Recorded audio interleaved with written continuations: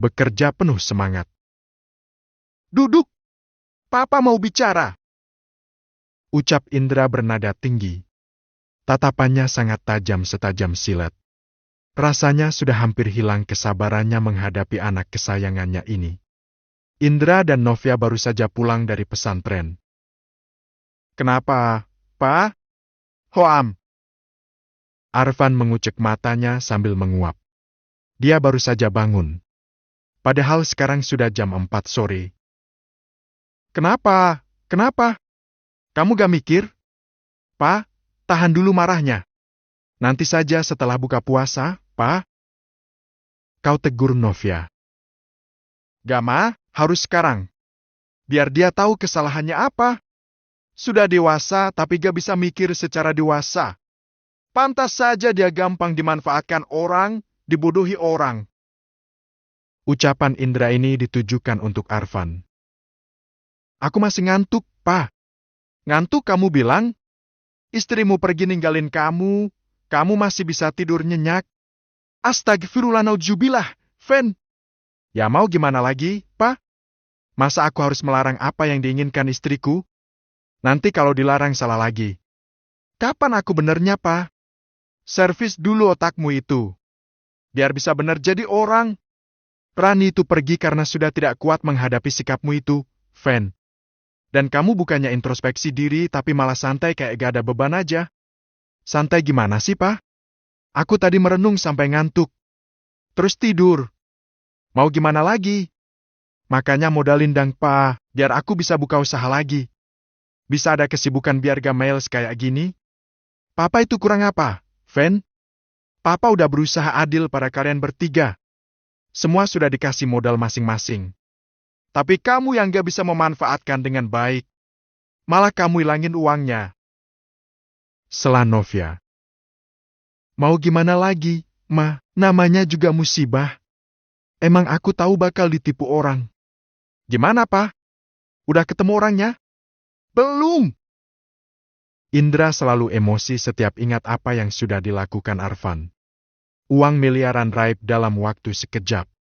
Padahal harusnya dengan uang itu Arfan bisa membangun usaha. "Terus gimana, Pa? Uangnya gak mungkin balik lagi dang, Pa.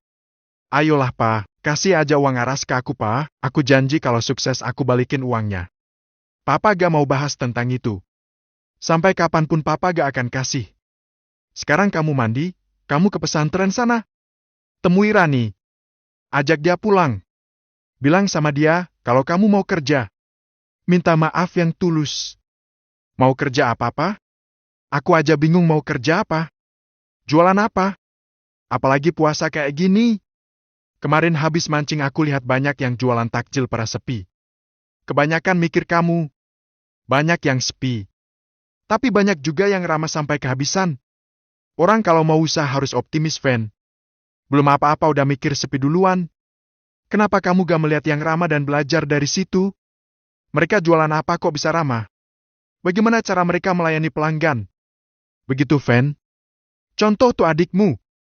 Aku ya aku, Pa. Aku gak mau disuruh jadi orang lain. Terserah kamulah, Fen. Papa capek ngadepin kamu. Sekarang kamu ke pesantren. Bujuk Rani. Pokoknya Papa gak mau tahu. Kamu harus bawa dia kembali dalam waktu 3 hari. Indra berdiri lalu meninggalkan Arfan bersama Novia di ruang tamu.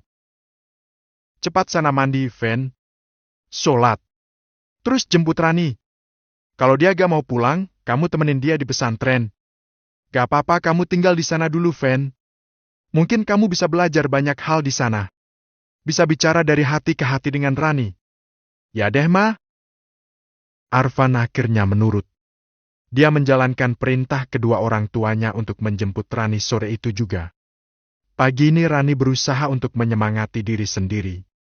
Dia harus semangat meskipun kemarin Arfan lagi-lagi membuatnya kecewa. Ya Arfan datang menjemputnya. Rani pun senang karena akhirnya Arfan mau mengalah dan mengajaknya pulang. Rani bahkan sangat senang saat Arfan berniat menginap di pesantren menemaninya kalau dia tidak mau pulang ke rumah orang tuanya. Tapi malamnya saat mereka tidur berdua, ucapan tak terduga keluar dari mulut Arfan. "Wan, maaf aku pulang dulu ya. Aku gak bisa tidur di sini. Nyamuknya banyak banget, Ran. Rasanya kesal sekali dengan sikap suaminya yang seperti itu.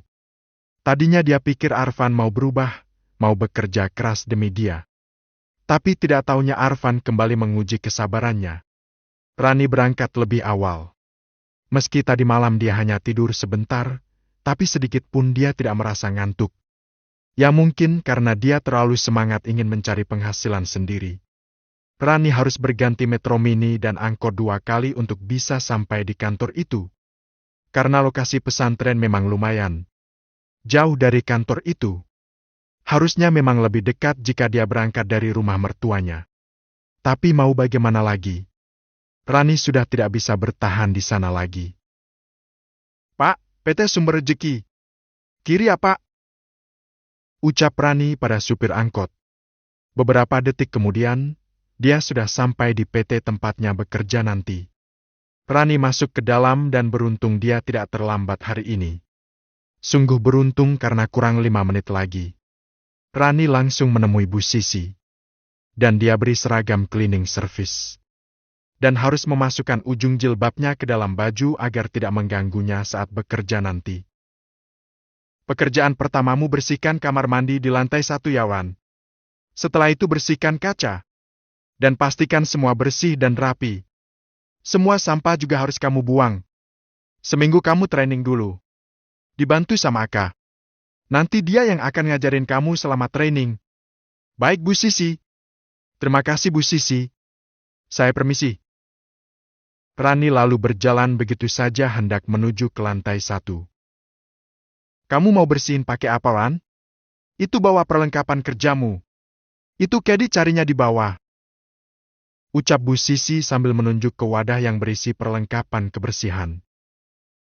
Maaf, Bu. Rani menunduk lalu mengambil kedi keri. Dan teman kerjanya yang bernama Eka turut berjalan bersamanya sambil mendorong pengki. Nanti aku ajarin, Wan. Kamu tenang aja. Ucap Eka. Ya Mbak Eka, makasih. Panggil Eka aja. Kesannya tua banget. Ya Eka. Rani sedikit takut. Karena ini adalah pengalaman pertama dia bekerja di kantor. Tapi dalam hati dia tetap optimis. Karena dia butuh penghasilan untuk bisa hidup mandiri. Rani membersihkan toilet didampingi oleh Aka. Dia pun mengikuti apa yang disuruh oleh Aka. Dia jadi tahu bagaimana membersihkan benda-benda yang ada di toilet. Semua harus dipastikan bersih, sampah juga dibersihkan dan dimasukkan ke dalam pengki. Semua bak diisi dan dipastikan tidak ada yang menyumbat. Rani tetap bersemangat walau dia tadi sempat ingin muntah. Tapi bersyukur masih bisa dia tahan. Hari pertama kerja terasa melelahkan untuk Rani. Sampai tiba juga waktunya pulang kerja. Sebelum itu Eka menyuruhnya menyimpan perlengkapan kebersihan di sebuah ruangan. Loh kok ketutup sih? Rani panik saat dia tiba-tiba terkunci di ruangan yang bisa disebut seperti gudang itu. Dia berusaha membuka tapi tidak bisa. Sampai akhirnya dia berteriak minta tolong. Dok! Dok! Tolong! Terkurung dalam gudang. Rani ketakutan saat dia terkurung di dalam gudang. Dia berteriak minta tolong, tapi tidak ada juga yang datang menolong. Rani sendirian di dalam gudang. Dia menangis karena tidak ada seorang pun yang lewat. Yang bisa dia mintai tolong. Akhirnya dia pasrah di dalam gudang sambil berdoa. Ya Allah, inikah balasan atas semua yang aku lakukan selama ini? Jadi istri susah, kerja pun susah. Rani menangis menahan sesak di dada. Entah jam berapa ini karena Rani tidak membawa jam tangan atau ponsel. Dia duduk lemas di belakang pintu sambil berharap ada orang yang lewat membukakan pintu untuknya. Bug! Rani kaget karena tiba-tiba ada benda di depannya yang terjatuh. Dia tiba-tiba merinding dan merasa ada yang sedang memperhatikannya. Rani ketakutan. Dia membaca doa agar terlindung dari makhluk tak kasat mata. Ruangan ini pengap dan gelap. Astagfirullah! Ya Allah, tolonglah hamba! Rani berdoa. Air matanya mengalir deras. Dia jadi ingat kejadian di Bandung waktu itu. Dia ingat bagaimana Arfan menolongnya waktu itu. Tapi kali ini tidak mungkin Arfan datang mencarinya. Karena Arfan pun tidak tahu di mana dia bekerja. Air matanya semakin deras saat dia mengingat nasib rumah tangganya bersama Arfan. Srek! Srek! Rani mendengar ada bunyi langkah kaki seseorang. Tolong! Rani langsung spontan berteriak meminta tolong. Dan beberapa detik kemudian, pintu gudang terbuka. Rani segera keluar, tapi aneh tidak ada seorang pun yang ada di situ.